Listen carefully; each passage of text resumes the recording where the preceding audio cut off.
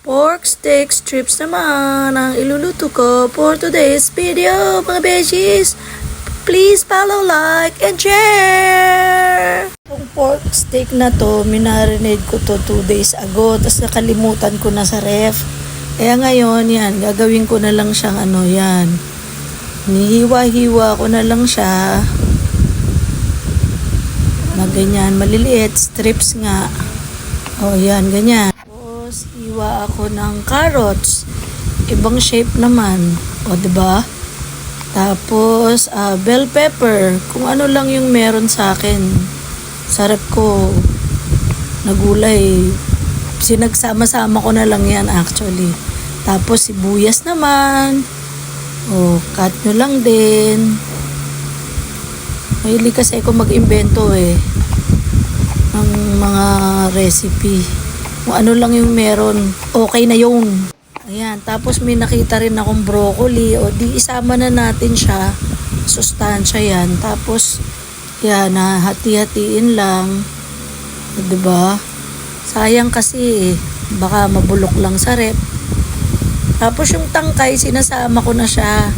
Yan, hanapin nyo yung pinakamalambot na part dun sa tangkay. Sama nyo na kasi masarap din siyang gulay. Yan. Diba?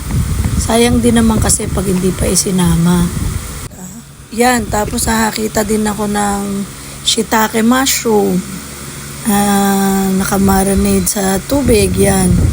Sinama ko na din. Sayang naman. Ang padagdag din niya ng sarap ng dun sa gulay. Para kasing ang mushroom kasi parang alternative sa meat yan So, pandagdag sa lasa ng meat. Tapos, ayan na. Yan na yung mga recipe niya. Bawang, sibuyas, carrots, at saka yan, yung bell pepper. Oh, yan. Nakikita nyo naman, Nakikita nyo naman, di ba? Tapos, may butter. O, di ba? Tapos, magpainit ulit kayo ng pan. Konting mantika kasi pag nilagay nyo yung butter na walang mantika, masusunog siya. So, yan. Haluan nyo ng konting mantika yung butter. Yan. Tunaw-tunawin nyo lang yung butter. Yan. Hanggang sa pag natunaw na siya, yan diba? Kita nyo naman. Yan. Tapos, ilagay nyo na yung pork strips. Unahin natin yan kasi lulutuin natin siya para sumarap-sarap naman. Kasi hindi na natin siya pwedeng lagain. Kasi na-strips na. So, lutuin na lang natin siya. Yan. Mga halo-halo lang hanggang maluto siya. Antayin natin maluto. Ganyan-ganyan lang. O, ayan na siya. Ayan. Luto na yung pork strips. Tapos, iset aside natin. Yan. Alisin muna natin lahat. Tapos, lalagyan na natin ng bawang. Nagigisa na tayo ng bawang dyan. Doon sa pinaglutuan ng pork steak, ha. Dyan. Luto-luto na. Halo-halo. Tapos, sibuyas. Yan. Lutuin na natin na maigi. Sila. Wow. Tapos, pag sa tingin nyo, okay na siya, halo-haluin nyo lang. Yun halo-halo. Tapos, lagay nyo naman yung mushrooms. Yung mushrooms naman ang iluluto natin.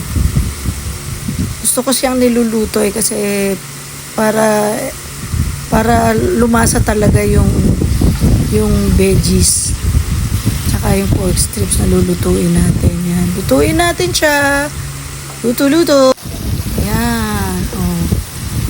Mukhang luto na yung mushrooms, diba?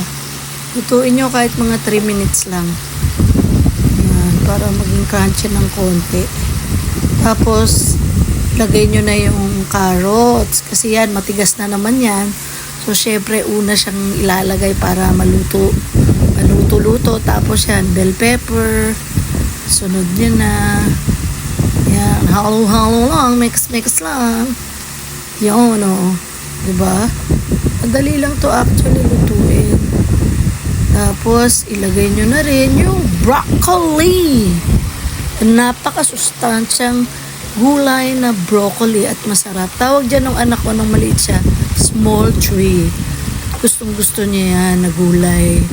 Tapos, lagyan nyo ng konting tubig para medyo sabaw-sabaw naman ng konti. O, diba? Yan. Tapos, halo-halo lang ulit. Luto-lutuin lang natin muna yung veggies. Siguro mga 3 minutes okay na yan. Yan. O, lagyan naman natin ng asin, pampalasa, at paminta. O, diba? Yan. Mga pampalasa naman.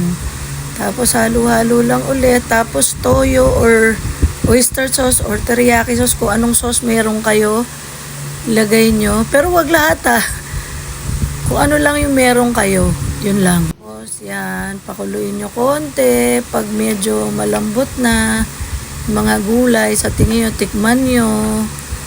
Yan. Tikim-tikim para malaman kung masarap ba yung lasa or hindi. Diba? Ganun tayo mga Pinoy. Tikim-tikim muna.